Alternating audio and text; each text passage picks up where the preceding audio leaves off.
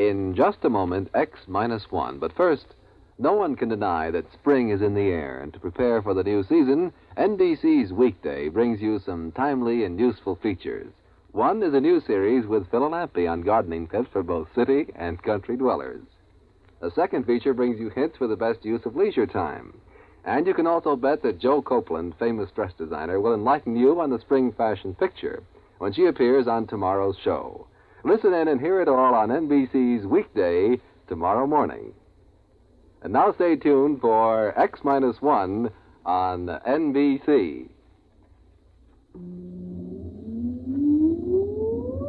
Countdown for blast off. X-5, 4, 3, 2, X-1, fire.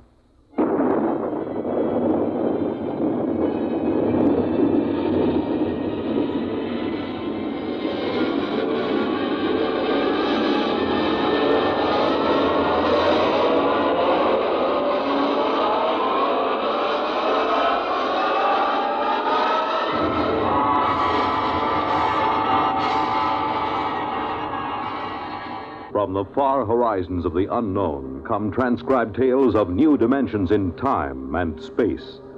These are stories of the future, adventures in which you'll live in a million, could be years, on 1,000 maybe worlds. The National Broadcasting Company, in cooperation with Galaxy Science Fiction Magazine, presents X minus 1.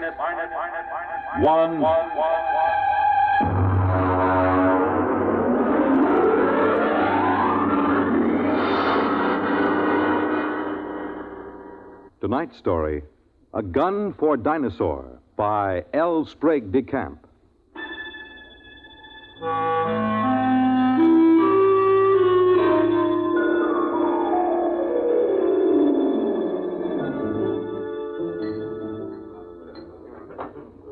Just whiskey, please. No soda. Ice, Mr. Rivers? Good heavens, no. I have been in America for some time, but not that long. Well, to a fine dinosaur. Well, now, just a moment, Mr. Seligman. I won't take you hunting late Mesozoic dinosaur. Why not? How much do you weigh? About 9 stone? 130 pounds. Yeah, I thought so. It's not heavy enough. But your advertisement. You said safaris arranged to any time Well, period. I'll take you to any period in the Cenozoic. I'll get you a shot at any entelodont or even mammoth or mastodon. They have fine heads. But I'll jolly well not take you to the Jurassic or the Cretaceous. You're just too small. But what's my weight got to do with it? Now, look here, old boy. What did you think you were going to shoot those dinosaurs with? Well, Well, look over here in this case. That's my own gun, a Continental 600. That shoots a pair of Nitro Express cartridges the size of bananas. It's designed for knocking down elephant, not just wounding them, but knocking them base over apex. Well, now, I've handled guns. Oh? Look, I've been guiding hunting parties for over 20 years. But I've never known a man your size who could handle the 6-0. It knocks him over. Well, people have killed elephant with lighter guns, even a 375. Ah, yes, but consider an elephant weighs, well, let's say from 4 to 6 ton. You're planning to shoot reptiles weighing 2 to 3 times as much as an elephant. Now, I tell you, Mr. Seligman, I won't take anybody hunting dinosaur who can't handle a 6-0. Look, let's pour another drink, and I'll tell you why. You see, I went into the partnership with the Raja about 5 years ago. I call him that because he's the hereditary monarch of Jaipur. It means nothing, of course. We both wanted to do a bit of hunting again. And Africa's all played out. It's too civilized now. So when we heard of Professor Prohaska's time machine at Washington University, we caught the next plane to St. Louis. The foundation administering the machine had worked out an arrangement splitting the time between scientific parties and hunters who wanted to try their luck at prehistoric game. Hunters paid through the nose, of course, to support the project. Well, it was about our 5th safari that Courtney James showed up. He's what you chaps call a playboy, a big bloke, handsome in a way, florid, beginning to turn to fat. He was on his 4th wife. And when he showed up at the office with a blonde, I assumed that this was the 4th Mrs. James. And he left her in the outer office and corrected my assumption. Bunny? Oh, no, she's not my wife. My wife is in Mexico, I think, getting a divorce. But Bunny here would like to go along. I'm sorry. We don't take ladies. Not to the late Mesozoic. If she wants to go, she'll go. She skis and flies my airplane, so why shouldn't she... There are enough risks at 85 million BC without adding to them. I'm sorry, but it's against the firm's policy. Now, look here. I'm paying you a lot of money. I'm entitled... You can't hire me to do anything against my best judgment.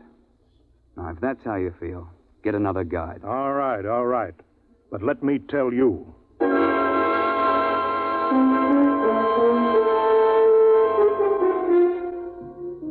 Oh, it ended with my telling him to get out of the office or I'd throw him out. And I was thinking sadly of all that lovely money that James would have paid me. When in came another side. An August Holtzinger, a slim, bald chap with glasses. Mr. Rivers, I don't want you to think I'm here under false pretenses. I'm really not much of an outdoorsman, and I'll probably be scared to death when I see a real dinosaur. Oh, well, most of us are frightened at first, but it doesn't do to speak of it. Well, you see, I've always run a grocery store till my uncle died, and, well, I've got a great deal of money now. Uh-huh. And I'm building a new house. I'm engaged, you know, getting married, and, well, I'm determined to hang a dinosaur head over my fireplace or die in the attempt. A ceratopsian, I think. That's the one with the big horned head and the frill over the neck, isn't it? Well, you want to think twice about that, you know. If you put a 7-foot Triceratops head into a small living room, there's apt to be no room left for anything else. I know it's ridiculous, but I'm determined to do something big for once. Since there's no more real big game hunting, I'm going to shoot a dinosaur and hang his head over my mantel. I'll never be happy otherwise.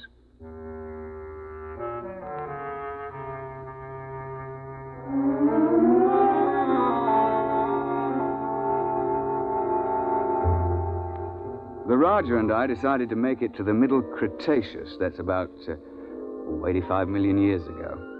It's the best period for dinosaur in Missouri. So we drove Holtzinger into the country to let him try the 600. It's rather heavy. Look, you look out. There's quite a kick. Well, couldn't you fire it prone? Oh, not a gun that big. There's not enough give. You'd break your shoulder. All right. Take the safety off. Like this? Yeah. Take my hand. I'll help you up. Thank you. I think I better try something smaller. Well, he took a fancy to my Manchester 70, chambered for a .375 Magnum cartridge. That's a little light for elephant, and very definitely light for dinosaur, but we were in a hurry. And then, of course, just before we were ready to trek, James showed up and apologized for insulting me. He'd had a run-in with the girl, and he wanted to go along. And so we were off on safari. You all ready, gentlemen? Why, yes, I suppose so. Mr. Holtzinger, you've met my partner, the Roger of Janpur. How do you do, sir? How do you do? Well, shall we get cracking? After you, Mr. Holzinger. Mr. James. Thank you. Let's get going. All set. We'll slam the hatch, and off we go. What happens? Nothing till the force field is built up. There she goes. What happened to the lights? Well, there's no current while we're in transition. I don't feel well. There's usually a touch of vertigo. I shouldn't worry about it. Look, where do you shoot for? I mean, with Dinosaur. What is the best shot? Well, you don't try for his brain, you know. They don't have any. Well, to be exact, they have a little bump about the size of a tennis ball on the top of their spines. And you're not likely to hit it when it's embedded in a 6-foot skull. Try for the heart. They have big hearts, over 100 pounds. An exploding shell in the heart will slow them down, at least. Oh, I see. Why do we have to go so far for game? Why couldn't we just go back 50 years and shoot lions in Africa? Well, the machine won't work more recently than 100,000 years ago. Why? Well, look, I'm no four-dimensional expert on the subject, but it has something to do with what they call time paradox. You know, if people could go back to recent times, they might do something to affect history or kill their own grandfather, you know. And there's also some kind of taboo about sending people back to the same time again. There's paradoxes. Mustn't have them. What would happen? I'm not sure, but the university isn't taking chances. They've got about a billion years to cover. They won't run out of eras. Hello? Here we go. Oh, cheers, eh? Well, that's done it. April 24th, 85 million years BC. Now then, careful. Keep the safety on your gun. And don't shoot unless I give the word. Why? Why should we have to wait for you? Because I'm responsible for everything you do. especially if something goes wrong. I say, Roger, open the door, will you?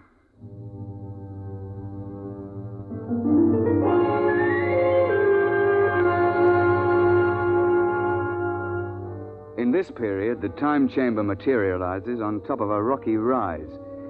At the west, you see the arm of the Kansas Sea that reaches across Missouri, and the big swamp where the sauropods live. To the east, the land slopes up to a plateau. It's good for ceratopsians. The finest thing about the Cretaceous is the climate. It's balmy like the South Sea Islands, and not so muggy as the Jurassic. Oh, we sent the time chamber back off and looked about. It was spring, with the dwarf magnolias in bloom all over. Down towards the Kansas Sea, cycads and willows grew, while the uplands were covered with screw pins and ginkgo. Yeah, well, I'm no ruddy poet, but I can appreciate a beautiful scene. Well, I was looking through the haze and sniffing the air. I got him! I got him! What the devil? You see it? There it goes! Confound it, you idiot! I told you not to shoot without word from me. And what happened? An ornithomine wandered out of the copse. Mr. James gave him both barrels, missed. Now, look here, James. One of the biggest dangers on a safari is trigger-happy sahibs who get panicky. You're not to shoot unless you're told. You understand? Who do you think you are to tell me when to shoot my own game? Now, look here. Firstly, if you shoot off all your ammunition before the trip is over, your gun won't be available in case of a pinch. And secondly, if you empty both barrels, what would happen if a big theropod should charge before you could reload? And finally, it's not sporting to shoot everything in sight. Is that clear? All right. All right. Well, now then. First task is fresh meat.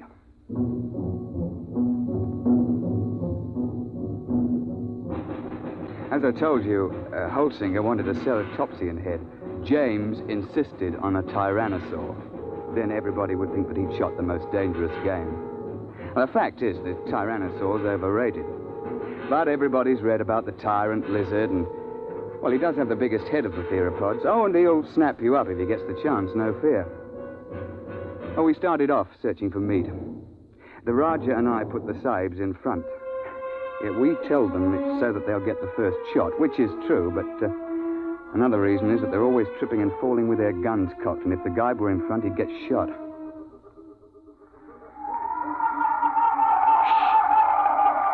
Boneheads.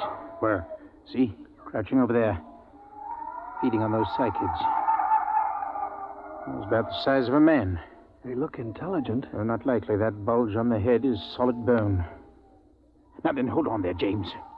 You've had your shot for the day. Hold your fire until Holsinger shoots. Yeah, sure. All right, go ahead, Mr. Holsinger. Doesn't matter which one. No, here. Try that one by the rock. There's a good clear shot. Well, take your safety off. Oh. Go ahead now. Well? Shh. Ah, nuts. I've had enough of this. James, don't... I got him clean right through the heart. First shot. How's that? I thought you were going to give Holsinger the first crack. It's his turn. Well, I waited. Took so long I thought he'd gotten buck fever. Very well. But if this sort of thing happens once more, we leave you at camp the next time we go out. The next couple of days, we trekked around the neighborhood and then headed over to the sauropod swamp, over to the west. We were staked out along the edge of the lake, watching a big beggar out in the swamp waving his head about. And they're the big ones. They look something like the brontosaur. Can't we shoot him? I wouldn't.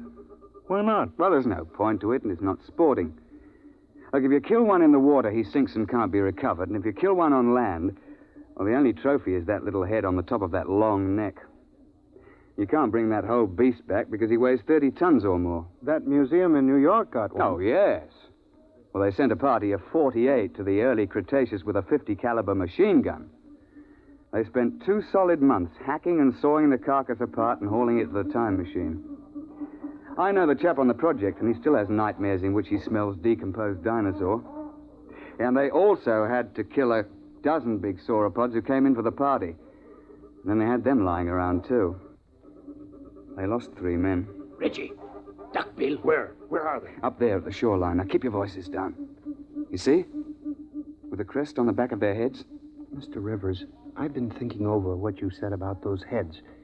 If I could get one of those duckbills, I'd be satisfied. It'd look big enough over my mantle, wouldn't it? I'm sure of it, old boy. Well, let's be off. Roger, you wait here with Mr. James. Shouldn't take us long.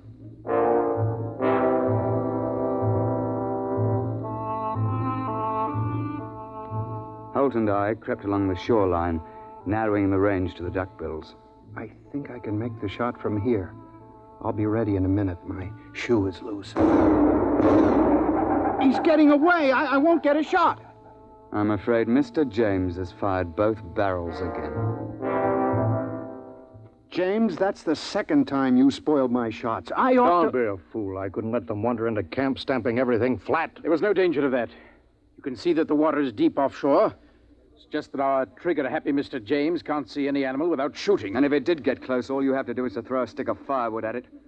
They're perfectly harmless. But how was I to know?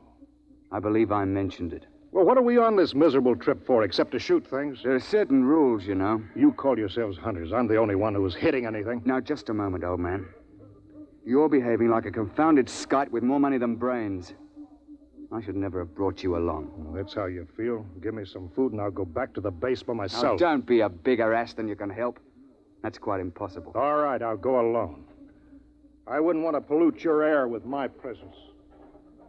Yeah, that's an attractive thought, Reggie, but we can't let him go. He'll get lost or starve. All right, I'll go after him.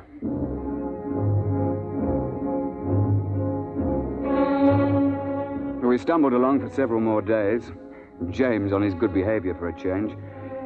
And on the 1st of May, we broke camp and headed north to the hills. That was hot and sticky. And we were soon panting and sweating like horses when I picked up the smell of carrion and heard the thrumming of the flies. We found a huge ceratopsian lying dead in a little hollow on the edge of the copse. He must have weighed 6 or 8 tons alive. Why couldn't I have gotten him before he died? That would have made a darn fine head. Look, on your toes, chaps. The sauropod that's been at this carcass is probably nearby. How do you know? We see how the hide's been ripped off and the bones are scattered. Sauropods will hang around a carcass like this for weeks, gorging and then sleeping their meals off for days at a time. What do we do? Well, that's what we came after.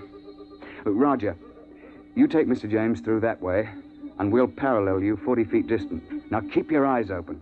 It'll be hard to see in these woods unless you're right on top of him.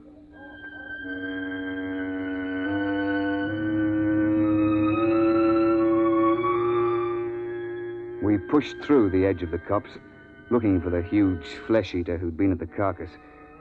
I could hear James and the Rajah pushing ahead on my right. We were separated by a gully when I heard a noise ahead on our left. What is it? I don't know. Take the safety off your gun.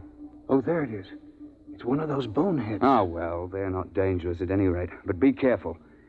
That sauropod might still be around here. I've got him! Got him clean! Well, he's done it again. He shot the bonehead. I've got him! Look out!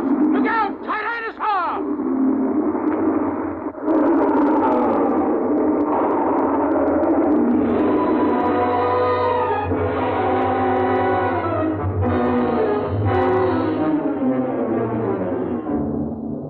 The Tyrannosaur heaved his head out of the shrubbery just in front of us. Look, the scientists can insist that Rex is bigger than Trionches, but I'll swear that this Tyrannosaur was bigger than any Rex ever hatched. It must have stood 20 feet high and been 50 feet long. I could see its big, bright eye and 6-inch teeth. He'd been sleeping off his last meal, and James fired off both barrels over his head at the bonehead and woke the Tyrannosaur up. Get back! Get back, you fool! Gun's empty and Roger can't get a shot. Found it, there goes the beast in behind those ferns. Holtzinger! Holtzinger! Come back! Your gun's too light for that beggar! James came bolting back in a panic and blundered into the Rajah, sending both of them sprawling under the ferns. The Tyrannosaur came after them to snap them up. Holtzinger began to blaze away. He got off 3 shots through the beast's body with that little light gun. The Tyrannosaur whirled around to see what was stinging it. The jaws came open, and the head swung around and down again. Holtzinger got off 1 more shot and tried to leap to one side. The Tyrannosaur continued its lunge, and caught him in its jaws as he fell. Reggie! Stand clear! Hart's the only chance. It's no use. There he goes. Try a long shot. No, missed him clean. Poor Holtzinger. Well, that's the end. He stopped screaming. Did you notice? Oh, yes. Well, I expect we'd best track the beast. He might be dying. We should try to recover Holtzinger's remains. Yes, there's nothing else to do. No, nothing. It's a bad show all round.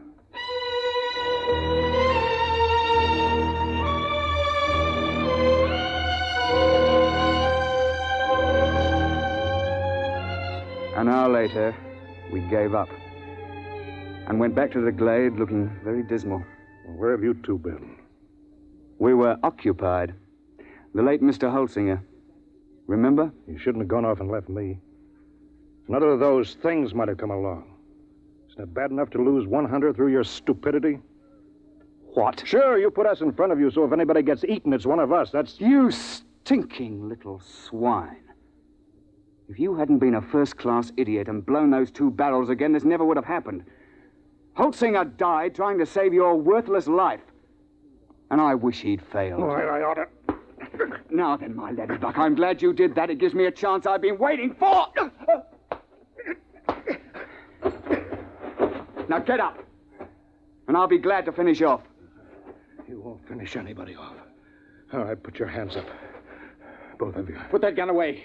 Don't be an idiot. I won't let anybody do that to me. You can't get away with murder. Why not?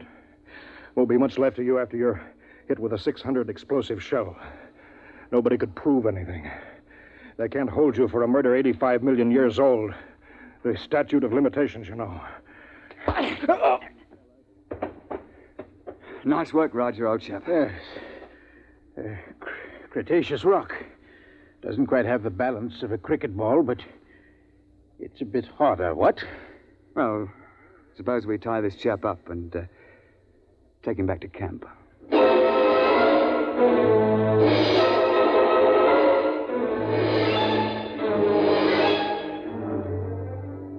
When the time transition chamber finally arrived, we fell over one another getting into it.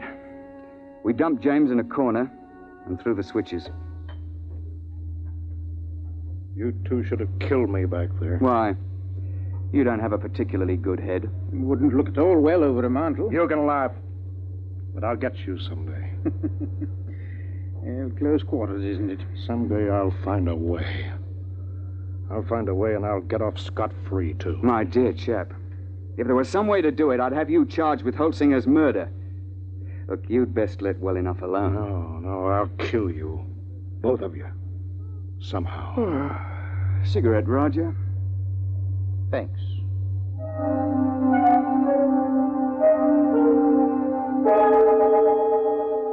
When we came out in the present, we handed him his empty gun, and off he went. We paid everybody off, found that we were broke. But quite luckily, a steel manufacturer turned up who wanted a mastodon head for his den. While we were standing in the laboratory at the university waiting for the time chamber, the technician, he's a bookish chap, a theoretical temporal physicist, was watching his dials and scopes. Oh, by the way, Mr. Rivers, you just missed him. Missed who? That last client of yours, Mr. James. Well, that's good luck. And what was he doing here? Oh, he told me quite a tale. Said he'd lost his wallet back there.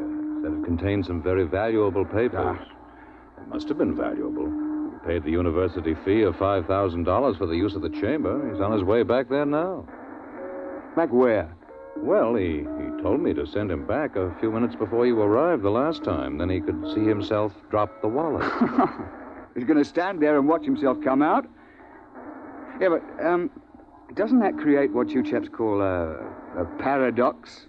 What happens when a man tries to occupy the same time twice? No, we don't know. It's never been tried before. Well, we tried to warn him, but he insisted. Yes, I know. He's a headstrong chap. Still, you wouldn't think he'd chance it just for the sake of a wallet. Was he armed? Yes. He had a 375 Express. 375? Well, that's odd. He knows it's too light for Dinosaur. Yes, but not too light for a man. I say, Roger, you don't think Mr. James is lurking behind a bush back there until we show up again? And planning to pot us as we step out? That's impossible. We already did step out of the chamber and nothing happened. Yeah, but that was before Mr. James was waiting with an express rifle cocked. Hey, Doctor? What, you mean he's planning to murder the two of you? Oh, I wouldn't be a bit surprised. I don't suppose there's anything you could do to stop the process now. No, it's too late. The chamber's in transition now. Look, hadn't you better get out of here before he kills you? Well, there's no point in running.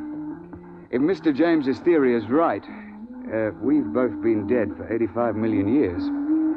We might as well wait and see what happens. Transition point coming up. Well, it's been quite a world up to this point. Hey, Roger? Yes, quite. Here it goes.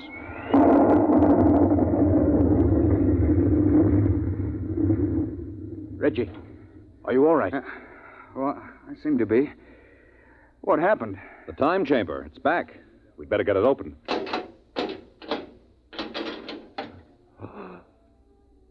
Good Lord, look at that. Ghastly, isn't it? Where did it come from? I'm not sure. But I rather think it came from the Middle Cretaceous era. It wasn't here a moment ago.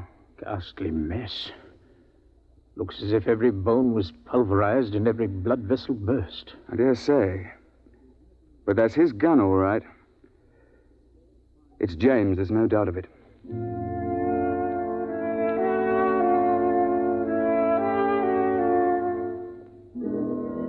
So, that's the story, Mr. Seligman.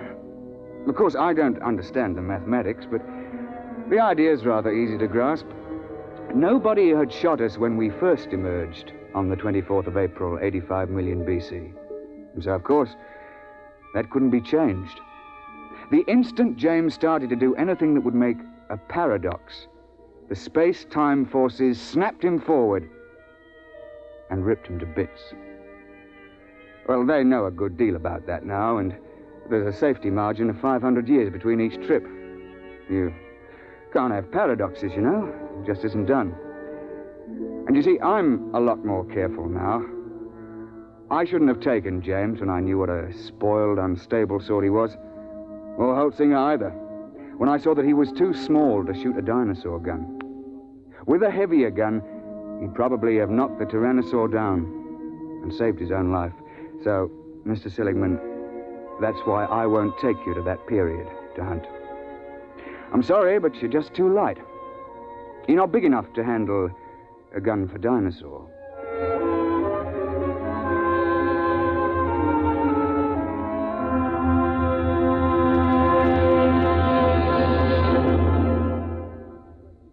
You have just heard X-1, presented by the National Broadcasting Company in cooperation with Galaxy Science Fiction Magazine, which this month features the story of a man who develops a spaceship that travels so fast that its pilots vanish mysteriously into thin air.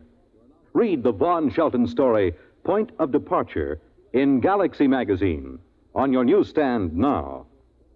Tonight, by transcription, X-1 has brought you A Gun for Dinosaur, a story from the pages of Galaxy, written by L. Sprague de Camp, patent consultant and one of our leading authors of science fiction.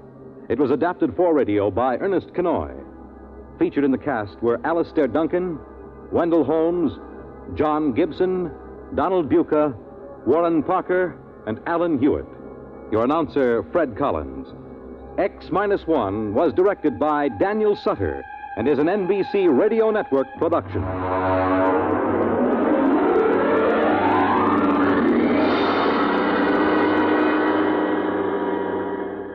Let's visit lovable Fibber McGee and Molly tonight on the NBC Radio Network. You've been listening to the OTR Gold Network. Find more classic radio at otrgold.com.